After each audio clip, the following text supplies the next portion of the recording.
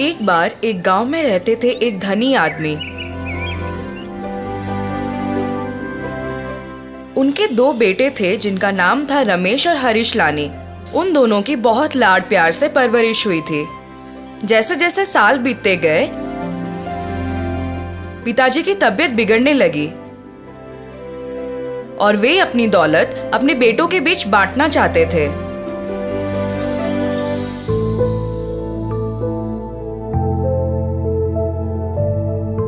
रमेश, हरीश, मैं सोच रहा हूँ कि अपनी सारी धन और संपत्ति तुम दोनों के बीच बांट दूं।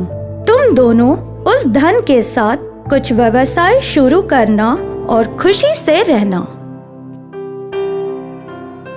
पिताजी, क्योंकि मैं बड़ा हूँ, कृपया मुझे अपनी विरासत का ज्यादा हिस्सा दें। मुझे कोई आपत्ति नहीं है पिताजी, यदि आप मुझे बचा हुआ हिस्सा देंगे। मैं जानता हूँ कि तुम दोनों में से प्रत्येक को कितना हिस्सा देना है।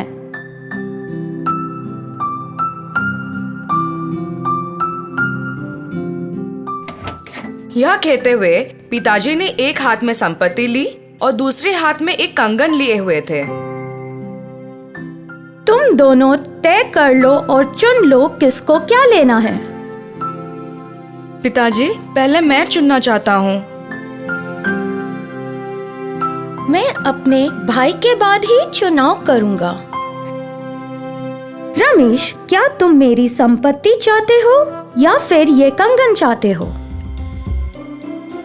रमेश ने एक पल के लिए सोचा कि यदि वो केवल कंगन चुनता है तो उससे प्राप्त होने वाला धन जल्द ही समाप्त हो जाएगा, जबकि यदि वह संपत्ति चुनता है तब उससे अपने जीवन में एक भी दिन काम नहीं करना पड़ेगा। पिताजी, मुझे संपत्ति चाहिए।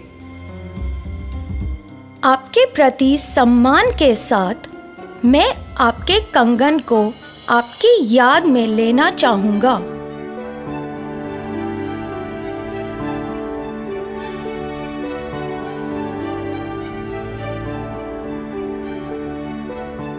कुछ महीनों बाद पिताजी का निधन हो गया। क्योंकि पूरी संपत्ति अब रमेश के नाम पर थी, इसलिए उसने पैसे खर्च करने के अलावा कोई भी शारीरिक काम नहीं किया और अपने संपत्ति को कोई मूल्य नहीं दिया। दूसरी ओर हरीश ने अपने पिता के कंगन को अपनी अलमारी में रखा था। उसने कड़ी मेहनत के माध्यम से पैसे कमाया और बुद्धिमानी से उसे खर्च किया। जब कुछ साल बीत गए तब तक रमेश अपना सारा पैसा खर्च कर चुका था और उसे बुरा लग रहा था कि उसने अपनी भाई की तरह मेहनत नहीं की थी। एक दिन हरीश बहुत उदास था और अपने पिताजी को याद कर रहा था। उसने वह कंगन अपनी अलमारी से निकाला और उसे अपने पिता के याद में पहनना चाहता था। जैसे ही उसने कंगन पहना, उसका साधारण सा घर एक हवेली में बदल गया। उसके मामूली कपड़े अच्छे वस्त्रों में बदल गए और उसके आसपास सब कुछ उत्तम हो गया। तब उसे एहसास हुआ कि उसके पिता ने उसे एक जादुई कंगन दिया था जो उसे जीवन भर संतुष्ट रखेगा। हरीश ने अपने पिता का दिल से शुक्रिया अदा किया और उस दिन से खुशी खुशी रहने लगा।